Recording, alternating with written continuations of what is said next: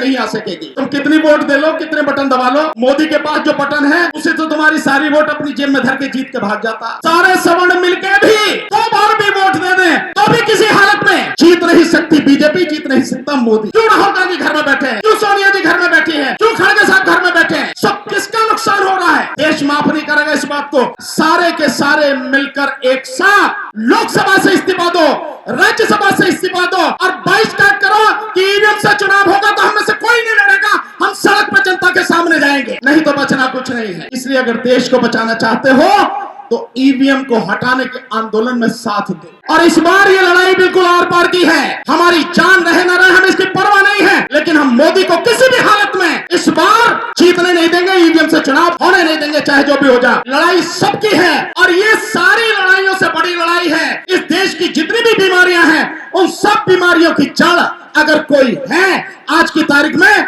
तो वो है मोदी सरकार, भाजपा सरकार। और ये सब कुछ जीत के जो आ रही है ये आ रही ईवीएम से, इसलिए ईवीएम को हटाओगे तभी आगे कुछ हो पाएगा, नहीं तो कुछ होने वाला नहीं है। बहुत बहुत शुक्रिया श्रद्धेय भंते जी। बाबा साहब डॉक्टर भीमराव अंबेडकर जी के महापरिनिर्वाण दिवस के उपलक्ष्य में जो कार्यक्रम है, मैं सबसे पहले बाबा साहब के पावन पुनीत चरणों में कोटि कोटि नमन करते हुए इस देश में जन्मे सभी संतों और महापुरुषों के चरणों में नमन करते हुए आज की अध्यक्षता कर रहे आदरणीय अध्यक्ष जी, इस सभा का संयोजन करने वाले जज साहब मनोज कुमार जी, हमारे साथ बैठे पूर्व केंद्रीय मंत्री भाई राजेंद्र पाल गौतम जी और मंच पर बैठे सभी सम्मानित साथी और मेरे सामने बैठे हुए मेरे सभी भाइयों बहनों बुजुर्गों नौजवान साथियों, आप सभी को मेरा जय भीम, आदाब, सत श्री अकाल, नमस्कार। साथियों, आदरणीय जज साहब मनोज कुमार जी, जज की इतनी बड़ी पदवी छोड़कर, इतना बड़ा पद छोड़कर अगर राजनीति में प्रवेश कर रहे हैं तो सबसे पहले उनको बधाई, बहुत बहुत बधाई।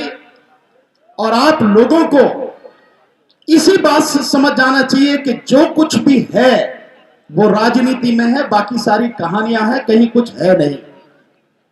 इसीलिए बाबा साहब डॉक्टर अंबेडकर ने कहा था कि राजनीतिक शक्ति हर ताले की चाबी है। बहुत सोच समझ के कहा था। हम बाबा साहब का नाम लेते हैं, नारा लगाते हैं, लेकिन उन्होंने जो कहा उसको समझ नहीं पाते हैं।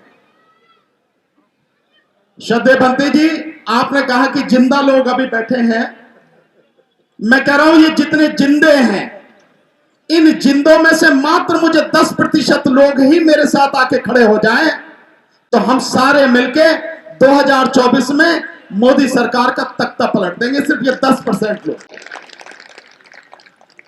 पर अगर वो आ सके तो आते नहीं हैं, और अगर आते भी हैं तो आप देख रहे हैं जो 4 से 5 घंटे नहीं दे सकते वो लड़ाई क्या लड़ेंगे, वो संघर्ष क्या करेंगे, सरकार क्या बदलेंगे, वो दुश्मनों को धूल में कैसे मिलाएंगे, वो संभव नहीं है।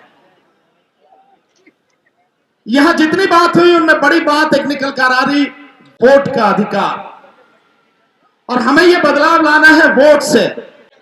बिल्कुल वोट से ही आएगा।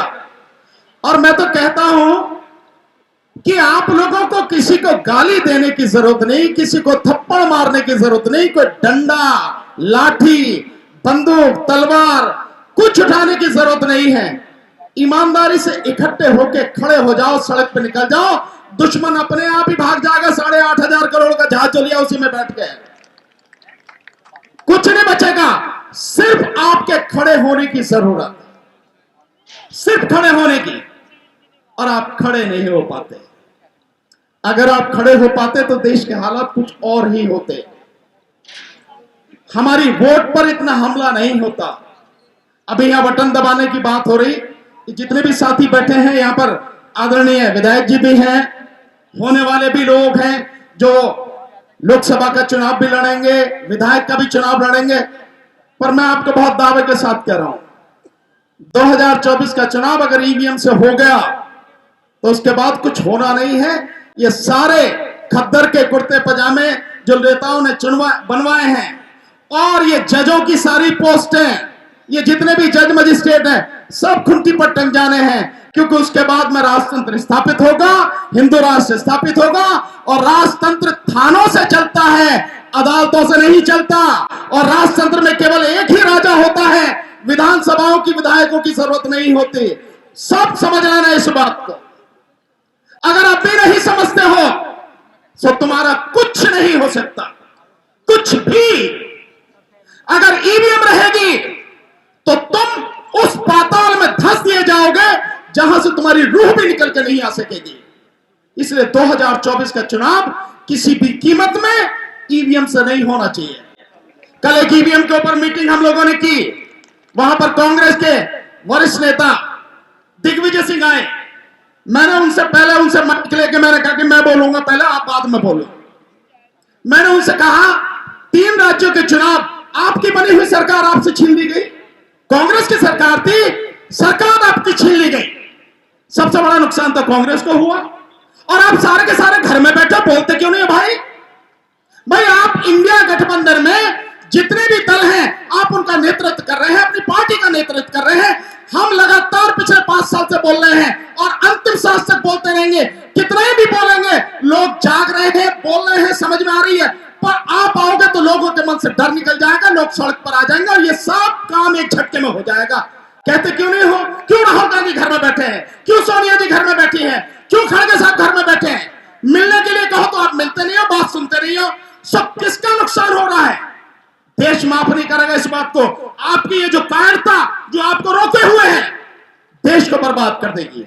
इसलिए सभी नेताओं को निकल कर आना पड़ेगा। और मैं तो आपके मन से ये सुझाव देना चाहता हूं, न केवल कांग्रेस को बल्कि इस देश की तमाम विपक्षी पार्टियों को यह सुझाव है मेरा, सारे के सारे मिलकर एक साथ लोकसभा से इस्तीफा दो, राज्यसभा से इस्तीफा दो और बहिष्कार करो कि ईवीएम से चुनाव होगा तो हम में से कोई नहीं लड़ेगा। हम सड़क पर जनता के सामने जाएंगे, तभी कुछ बचेगा, नहीं तो बचना कुछ नहीं है। तुम कितनी वोट दे लो, कितने बटन दबा लो, मोदी के पास जो बटन है उसे तो तुम्हारी सारी वोट अपनी जेब में धर के जीत के भाग जाता है।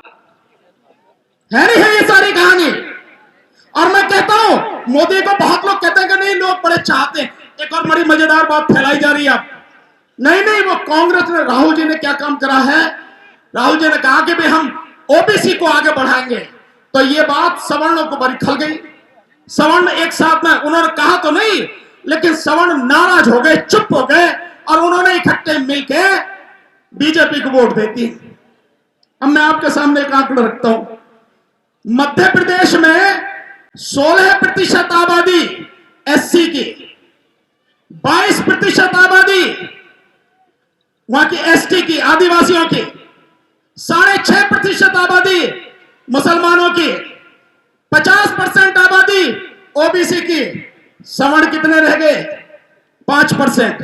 सारे सवर्ण मिलके भी 2 बार भी वोट दे दें तो भी किसी हालत में जीत नहीं सकती बीजेपी, जीत नहीं सकता मोदी।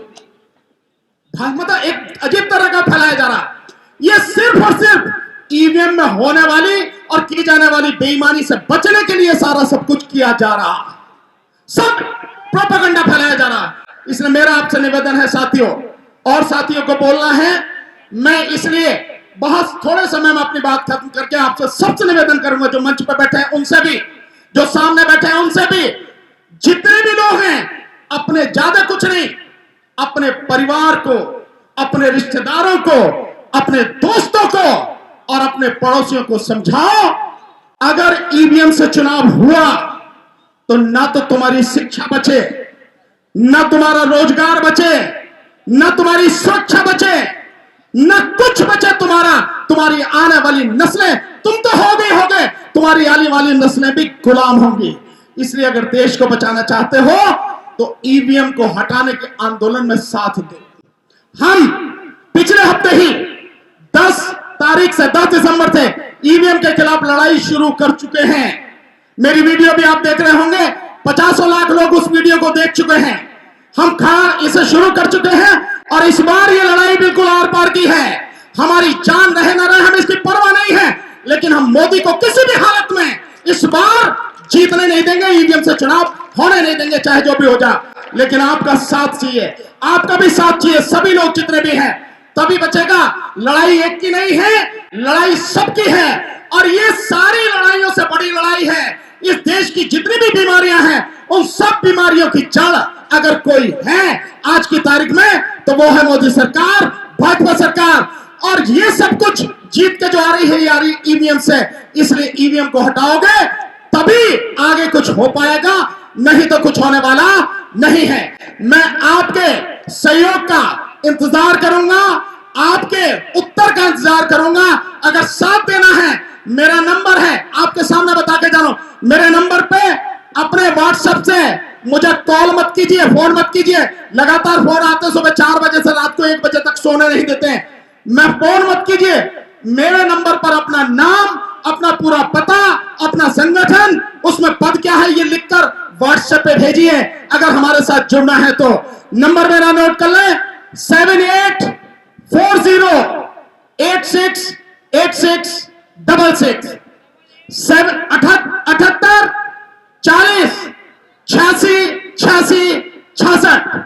ये मेरा नंबर है, कॉल कीजिए साथियों, मिलकर ही कुछ हो पाएगा।